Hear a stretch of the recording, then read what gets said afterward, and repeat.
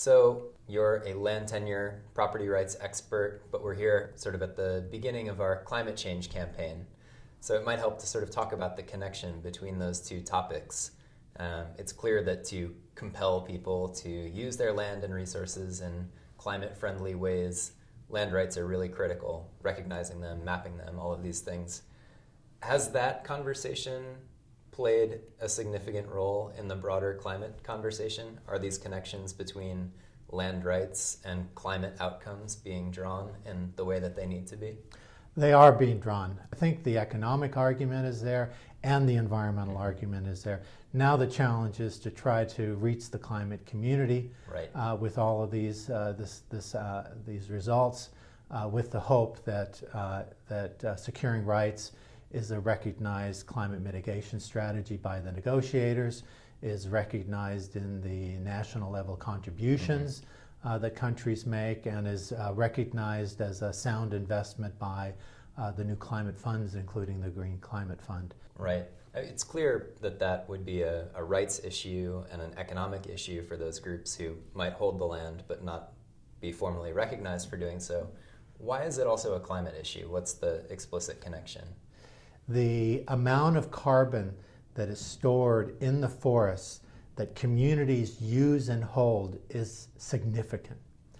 And while much of the climate attention has been on energy issues, for very good reasons, the forest and deforestation issues associated with unsecure or insecure forest lands is really significant. And so the research is very clear.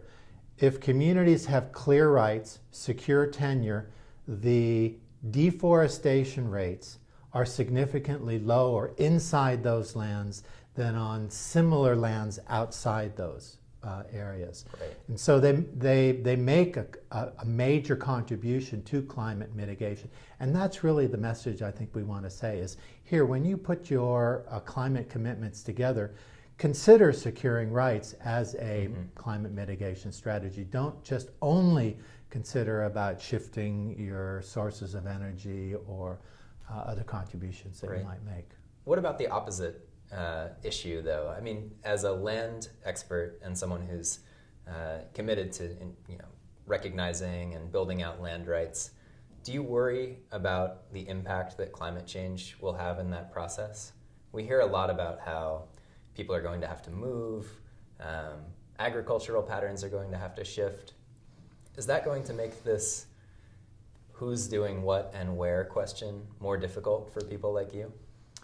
So that is the other side of the whole climate debate and discussion with regard to community lands. There are many communities that are already impacted by climate changes, whether it's land that they've lost because of saltwater intrusion or the rain patterns have changed, but there are significant impacts.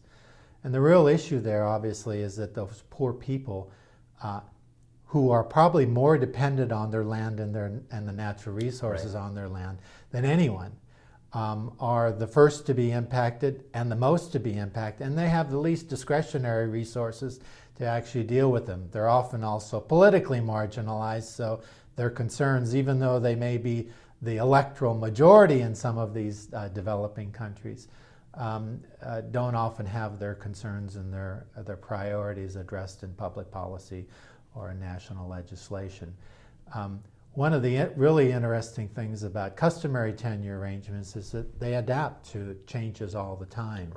And so one of the concerns that we have is that the international community will rely on customary tenure and customary land to absorb and essentially pay all of the costs of adapting. And so our interest is in securing rights. So if they lose their land to government or to a public purpose, they will be fairly compensated for that land.